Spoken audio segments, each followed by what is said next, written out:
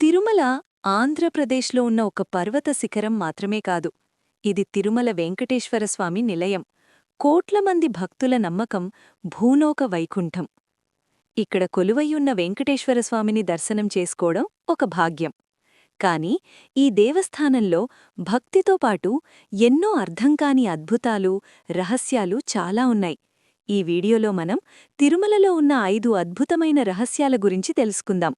ఈ కథలు మీకు కేవలం విస్మయం కలిగించవు, మీ భక్తిని కూడా రెండింతలు చేస్తాయి.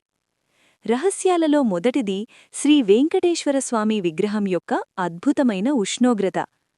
తిరుమల సముద్రస్థాయి నుండి దాదాపు 980 మీటర్ల ఎత్తులో ఉన్న స్థలం.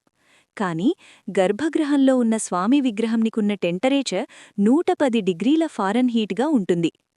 ప్రతిరోజు అభిషేకమయ్యాక స్వామి శరీరం మీద చిన్న చిన్న చెమట బిందువులు కనిపిస్తాయి. గురువారం రోజు అలంకారాలు తీసినప్పుడు ఆభరణాలు వేడిగా అనిపిస్తాయని అర్చకులు చెప్తారు.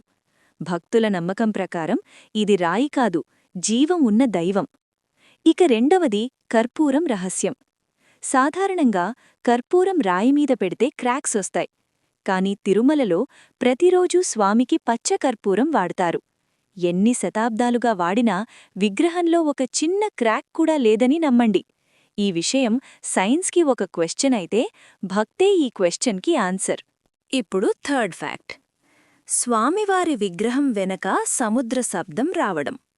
స్వామి విగ్రహం వెనక చెవుపెట్టి వింటే భక్తులకు సముద్ర అలల శబ్దం వినిపిస్తుందట. ఇంకా అద్భుతం ఏంటి అంటే, విగ్రహం వెనక భాగం ఎప్పుడూ తడిగా ఉంటుంది. ఇది విష్ణు భగవానుడు క్షీరసాగరంలో శయనించి ఉన్నాడు అనడానికి గుర్తుగా భావిస్తారు. నాలుగవ రహస్యం. శ్రీవెంకటేశ్వరస్వామి జుట్టు నిజంగా మనిషి జుట్టు. స్వామి తలమీద ఉన్న జుట్టు నిజమైన మనిషి జుట్టు అని అంటారు. అది ఎప్పుడూ ముడులు కాని చిక్కు కాని పడదు, ఎప్పుడూ మెరిసిపోతూ ఉంటుంది. ఇంకా స్వామికి వేయబడిన ఆభరణాలు కేవలం బంగారం కాదు, అవి దైవశక్తిని ధరించి ఉన్నాయి అని భక్తుల నమ్మకం. చివరిగా ఫిఫ్త్ ఫ్యాక్ట్.